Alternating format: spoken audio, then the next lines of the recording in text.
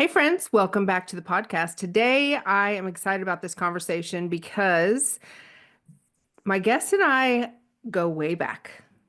We go way back, so far back that I was trying to think tonight before I hit record, what's my favorite story about her? And I think it is when her then boyfriend, now husband, came to me and said, "Hey, can you help me surprise her so that I can propose?" And I said, "Yes, sir, I can."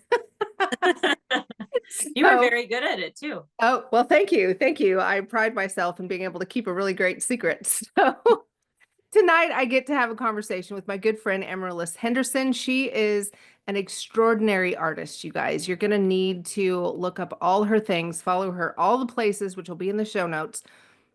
But not only is she an amazing artist, she has turned her art into a very legitimate business.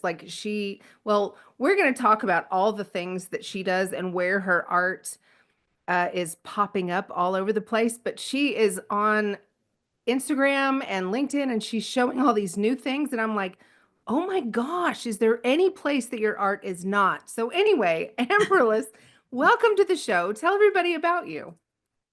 Thanks, Jan. I've just always been that art girl, and so I didn't really have a plan B. I think that's part of the magic.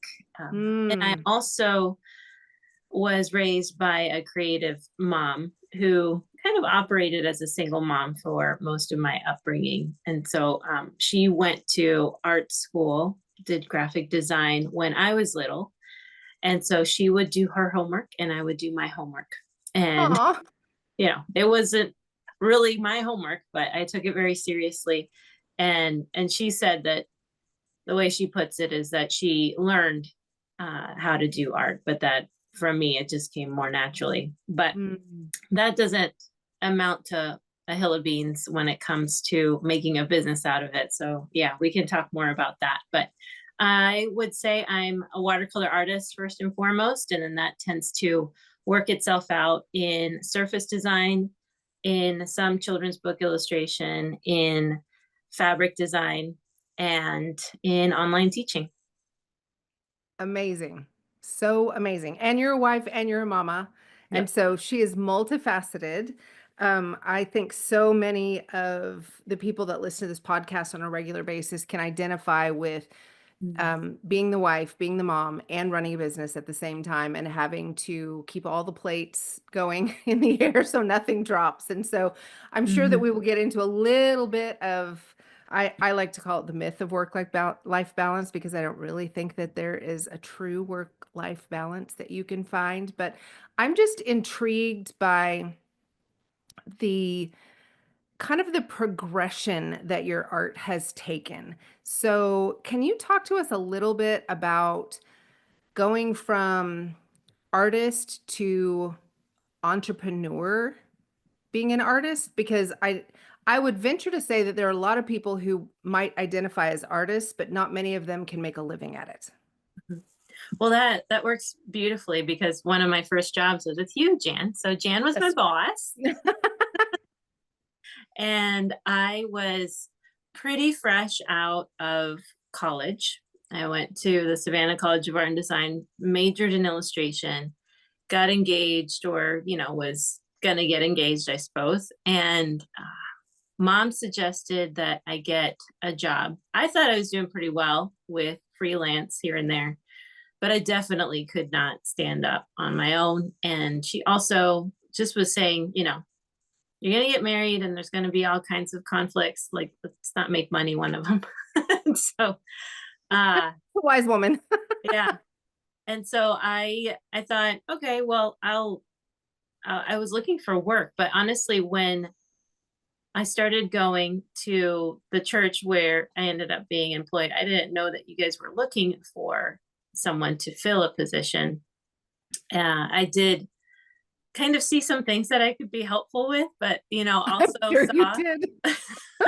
it's like I could see the effort; it was there, and I'm like, I could help out a little bit here. And so when I saw that, call out, I think you might have even reached out to me. I'm not sure how I ended up in the offices that morning, but I'm not sure you know this story, Jan, that when you were doing your interview with me, you said, well, it says here that you are familiar with these programs. And I was like, yeah, kind of like it's on the paper, right? So that's true.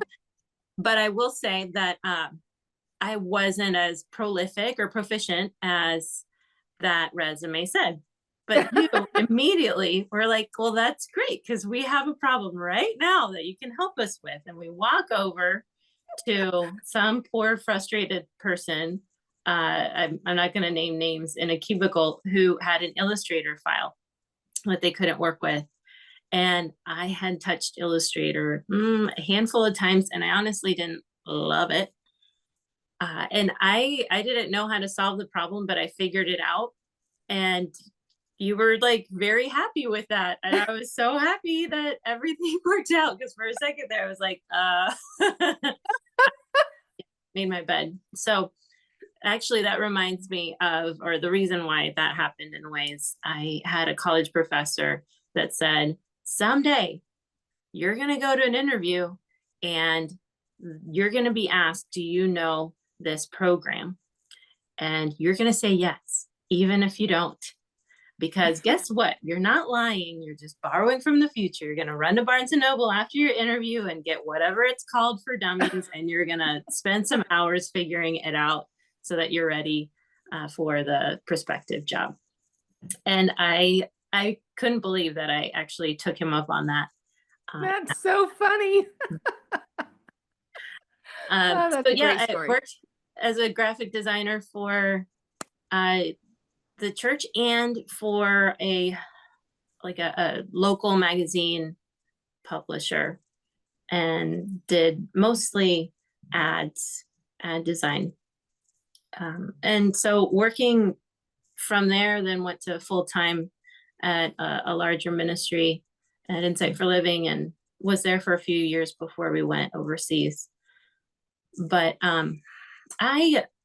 my transition into having my own business was a little bit stumbled upon. I think I never gave up being a freelancer. I think as an artist, you kind of expect that to never go away, but you can't really count on it as a job. You just kind of think, okay, from time to time, somebody's going to ask me to do something for, their baby, or for, I need a logo or whatever. But it wasn't until actually living overseas, when we lived in China, that I started painting again, because I went through some burnout and just kind of went through this phase of just not really wanting to create, because I felt like everything's been done. What am I going to do that's, worthwhile? I see so many other people doing some awesome things, and yet becoming a mom really broke me to trying to grasp at who I was again. And so I reached for my brushes and what little time I had, which was my devotion time, kind of just all mushed into one. And I started sharing them. Instagram was like brand new at the time. And a friend of mine actually illegally put me on there, and then told me my password. And I started sharing just the little things that I would do. And so I would just start reiterating, or I don't know, illustrating scripture the way that I kind of thought it should jump out. And little did I know that that was already like such a big thing here in the States. To me, I thought I was like the only one out there doing it. But when people started asking for prints, then I had to start figuring that out. So before, I was doing some freelance, and I would just kind of take each person as, whatever they needed, and just kind of figure it out from there. But I wouldn't have called that a business. I would say that when I went from creating prints and selling them on Etsy, that my mom would print here in the States and ship for me, when that turned into a business was when, it's funny. It's kind of this, it's not about having a business name or some paperwork that made me feel like now this is a business. It was when I got really gritty and had one of those ledger notebooks out. And I figured out as a young family, when we moved back to the States, especially, how much I needed to make every Mm, month to help support the family. yeah. And that number was $700. I had to make $700 a month. And at the time, that felt like so daunting. Hmm. And yet I could, I could kind of think, well, maybe this much from that and this much from that. And I started piecing things together. And what I found is that you work with what you got, but then you start sowing seeds for the next thing and you start layering those in until you have multiple streams of income and you can start shedding the things that you disdain or you're overworked by. Right. But that's when I would say that started. And so I went from prints to then looking into licensing, which is what I call, or when I talk about surface design, it's basically your art on stuff. And so Hmm. I looked into how can I get in touch with companies to use my art on their stuff. And then I don't have to print and fulfill it and make it happen. I get a royalty from those sales. That's amazing. Yeah. Your art is on quite a bit of stuff these days. Is the latest thing the fabric? That's the biggest thing. So I thought that Biggest thing. Okay. Moda Fabrics, it's a quilting fabric company. I thought that they were a good client, but they've kind of become a department. And Oh, so, wow. yeah. uh, it's not the first fabric company that I've licensed with. Before them, I was with Paintbrush Studios. But to put it into context, these are always released in a collection, particularly with quilting, because you've got all these fabrics that you want to put together and make them go Right. together. And so with Paintbrush Studios and a lot of online quilt sellers, quilt fabric sellers, they will have maybe 7 designs, half a dozen to a dozen designs within a collection. At Moda, I'm doing 25 to 30 per collection. And so Whoa. that's 2 to 3 times a year so far in the last couple of years. And so that'll take some time. Yeah. Yeah. Yeah. Wow. That's amazing. And I saw that you have some china. I need to get my hands on that because it's stunning. Yeah, thanks. That was with Mikasa, which is so fun to say. And I have, Right? at our house, we have a few of those pieces. And I don't know that it's China. I think it's just, Well, tableware. sure, But, tableware, but it's beautiful. I mean, but Mikasa sells china, right? I mean, yeah. you could Oh, yeah. consider Oh, it yeah. china. If Yeah. it's tableware, it's really fancy tableware, y'all. Yeah. And my boys are like scared to touch it. We still use it sometimes, but like we had people over, we use the bowl, and when we wash it, like really careful. But it's from a collection called Drift, and it has like some cacti, and then they revamped it 2 years later with a cheetah and more of like this like animal print on it, which Oh, sounds wow. bizarre, cacti and cheetah, but it works. I don't think I've seen that one. Um, I'm gonna have to look that up. Yeah. So, what is just this is random question, not business related, but what's your favorite thing that you've done? Well, it's hard to not say the latest thing that I've done Hmm. because things that I work on kind of reach some sort of an expiration. And I don't know, I guess you just get more critical about your work. Sure. But in terms of, I guess I just feel like I could evaluate those differently. Like something that'll strum my heart is pieces that I did as a new mom. They just have a Mm. certain magic to them. Hmm. Um, Coolest client, I would say the tabletop is the greeting cards with papyrus are always fun because they have so many embellishments. Hmm. And sometimes, I mean, I don't get to see them until they're out. Different companies work differently. When I've done greeting cards with Trader Joe's, I see, I know exactly what I'm going to get. And I get 25 samples, and that's not necessarily the case with most companies. And so with Papyrus, I get to go to the store, I guess, and be really excited when I do find them. Yay. Yeah. That's fun. Strange or maybe like unexpected is also fun in terms of different surfaces. Candy wrappers, that was something kind of unexpected. I didn't imagine that they wanted my Wiseman on candy wrappers. It's fun to see. I used to go to trade shows, and this is how I would get some of those clients that you wouldn't see coming, because it's like having a craft fair booth and you just don't know who's walking by, and those are different companies. And so, your art may end up on some shoes or on pencils, and you just don't know.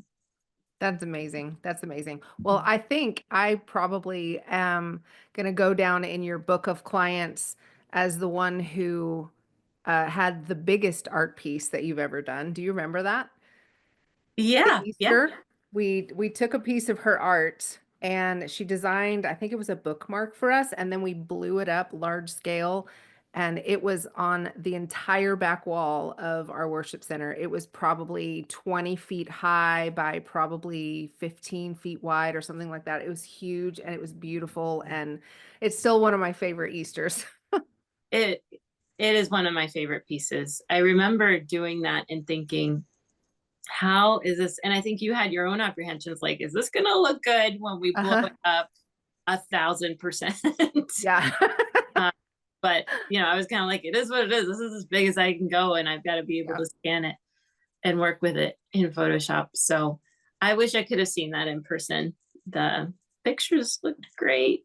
Now Yeah. It was back up incredible. and look at them. So if you find them, you let me know. Okay, Who I gets will. I will. I first? will. So I want to segue the conversation a little bit, and still in the business realm, but you are an artist and yet you run a business, and so there's a lot of back end stuff. How did you manage all of that? Like, how did you learn all the things that you needed to learn to actually run a business? Because I hear that over and over again in my own business. Mhm. I have people coming to me that are entrepreneurs that are like, I don't have time to do this. I don't have the desire to do this. I don't know how to do this. And so, what wisdom can you give somebody who's in that place? Uh, what a job that I had before I started with you. Um, well, had managers, owners who didn't know how I did my job. And that experience actually made me think, when I have my business, I want to at least know the ins and outs of what needs to be done and how it's done, even if I'm not good at it. And Mm-hmm. so when I find something that I need to get done, or I don't want to say get good at, but let's say it's, bookkeeping or tech, which is constantly changing. Right? I I figure I need to navigate this at least enough to know how to do it. I'll do it badly. Maybe I'll, waste months on a subscription of some tech, snippet that I don't really need, but I'm going to do it. And then, when I'm drowning, then I can look for help if Right. I'm able to Yeah. financially, right? And so that would be, it's hard to say that. I mean, it's hard to say that out loud, that that's my advice. Like, you you need to know who you're, what you're paying somebody to do. Mm, So I think the temptation is to quickly outsource. And it is, I see outsourcing as a level that you can get to. And even when you're there, then I mean, it just means that you need to make more money to help pay for that person. And that's a tough lesson too. It's not any easier. So when there's stuff that's overwhelming, but because there are so many hats that you have to wear, right. really focusing on one at a time. You cannot become a business person overnight. And Mm, any business person I know is reading at least a book a month on business, and they're already great at it. So, I need to yep. I need to learn some things for sure. And so I'll just focus on one thing. When it comes to, let's say, starting a business, the big rocks are what? Like your brand identity and basic bookkeeping. And I would say for me, something that's been important is learning how to do good contracts, setting Yeah. expectations in that workflow. So those are three big things. But if, whether you're an artist or not, I'm an artist, so I can only look at this experience. When I looked at, okay, what do I really need right now? Well, what I really need right now is a website. I teach online, and so I guide some other, mostly women, go from art to design, and they will spend a long time not having a website, not having a place to point somebody to. How is Right. anybody going to know what you have if you don't have a store? That's your shop, that's your inventory. And so I don't care if it looks amazing or has all the bells and whistles or has 5, 7, 12 pages. You really just need one page, maybe 3, maybe like contact me, my portfolio, and here's a landing page, of like, boom, this is me. And just have that. I mean, we need to just stop fretting about all the things that we aren't and be able to focus on what's the one small thing I can do that's going to move things forward. That's good. And That's really so good. once you have like your one page website, you're going to be so damn proud of that you're going to It's have so true. to do the next thing. Yeah, it's so true. I feel like, and in fact, I got a text today. Shout out to my friend Melissa. She texted me today because we've been working on her website and I designed it, but she is learning how to navigate and make changes in it. And she texted me just today and she said, "I'm learning." And she sent me a screenshot and she says, "Be proud, be very proud." Yeah. And so it's so true. When you learn something that is not in your wheelhouse, that's not natural for you, it is such a confidence booster that, and you don't have to be proficient at it. But just the fact that she can update her own website and feel like it does the job that it's supposed to do, and she's not having to tap me on the shoulder all the time for updates, that is huge. And that happens in so many different areas of our business as we grow and progress and learn new things. And yeah, be proud, proud Well, and people when you I learn think things. what's wearing you down is that exhaustion of, I don't know how to fix this, I don't know how to do this. But what's really wearing you down is that you're not doing it. That Oh, that's good. the lack of like keeping that promise to yourself. Like you tell yourself, I'm gonna do this, I'm gonna do it. And then you feel awful because you're not keeping that promise to Yeah. yourself. You think, but you want to blame the thing. Like Mm, it's the web design. I hate doing that thing. yeah. But you're just redirecting your anger towards that. Like you're not actually frustrated with, I don't know, Zapier or QuickBooks or whatever. It is frustrating, but it can't cut you that deep. Like what's cutting you deep Right. Yeah. is you are feeling like you're failing yourself and getting in your own Mm. way. Oh my gosh, that's so good. That was a mic drop moment right there, friends. Back 15, as Melissa says, back 15, back 15. Listen to that again, because that was really good. Um, so let's talk work-life not balance for a minute, Sure. because I think that is a universal issue. I think anybody who has a family, and even if you don't have kids, you have Mhm. other obligations. You have a fur baby, you have parental units, you have, I Mhm. mean, there's some other obligations that you have to balance. So it's life balance and work balance. Mhm. And how do you navigate that? Because your boys are teenagers now, Yep. which Yep. usually means that they're self-sufficient, but it comes with its own set of interesting navigation possibilities. But even when they're little, I mean, so there's phases that you go through as a mom Mhm. and a business owner. And so talk to me about how you've navigated that kind of over the years. Mhm.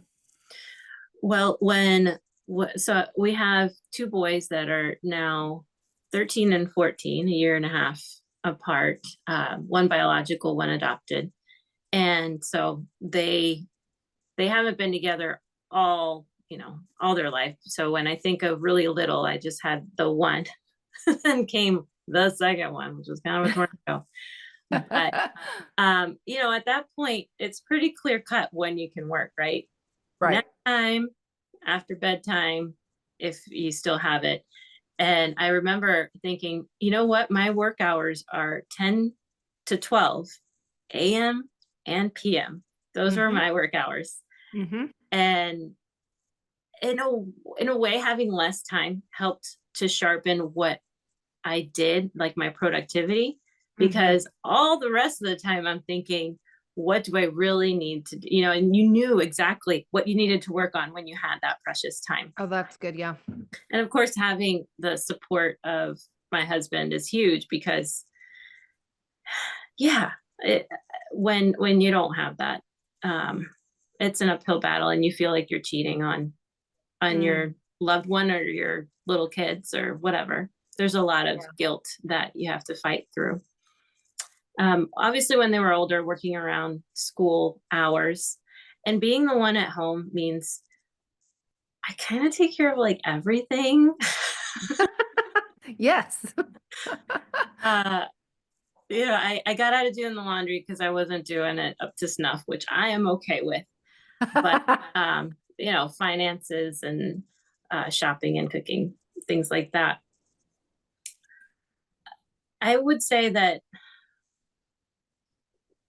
if I look at, I think of Einstein's the relativity of time kind of concept, where Mhm. if you see like, let's say we're watching a film go slowly, you watch the carriage go by, you watch the house go by, but when it's fast, when it's spinning fast, it looks like they are all simultaneously together, right? Mm. Mhm. And so when we look at people on social media, or when we think they've got a great work life balance, we're looking at that sphere, that globe moving really fast. I think that's like the compilation album, the Yeah. greatest hits. But it's not like there's some like terrible hits. It's just that at different times, different things are going good. Right. Yes. And so, you know, right now, we're talking and I'm enjoying this, and I have to be grateful for this moment and not what I could be doing or where I should be over here. Mm. It takes a lot of intentionality without emotion, so that then when you're in the moment, you can step in with emotion and be there. So if I'm Mm. able to say, okay, right now or today, these are my priorities, and this is what I'm going to work on. I can't feel shame or guilt about working on those things. I can enjoy them at that time. And I would say that the most practical thing that I hang on to with just being able to do all the things is to reduce the number of the things into Mm. what is really like, what am I going to hit the pillow tonight and think I should have done that. I should, Mm. you know, it's easy to do the thing that you want to do, or we avoid doing the harder thing on our list. But Yep. I want to hit the pillow without that feeling of uh regret that rolls over into the next day. um, Yeah. and So with the good. boys, I think it's taken some training. I think our parents had their ways and we had to learn to understand them. They Mhm. see me in here. And it used to be that they thought I was working all the time, but it's just that I paint for work, and I paint for me, and I paint for Jesus, and I There you paint for go. whatever Yep. I'm going through.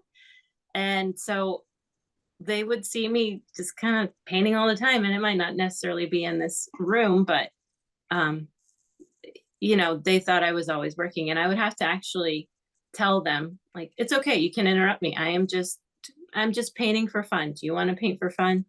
Or I really want to finish this and I need so many more minutes to finish this. As long as I was able to hold that promise afterwards, it worked out okay to just kind of give them a bit of a pause button until I could. That's awesome. So good. So good. I feel like, so something that you said reminded me of one of the better books that I've read about business in the last couple of years is called The One Thing.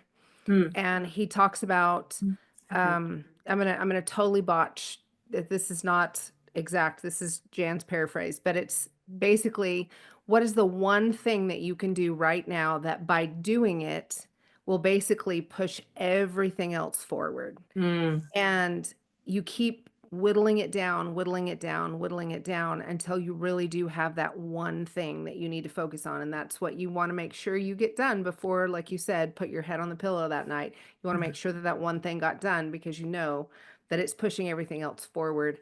And then your next one thing isn't going to be as hard. Yeah. And it's so good. So I'll drop the link to that in the show notes too, because if you haven't read it, I highly recommend. Highly recommend.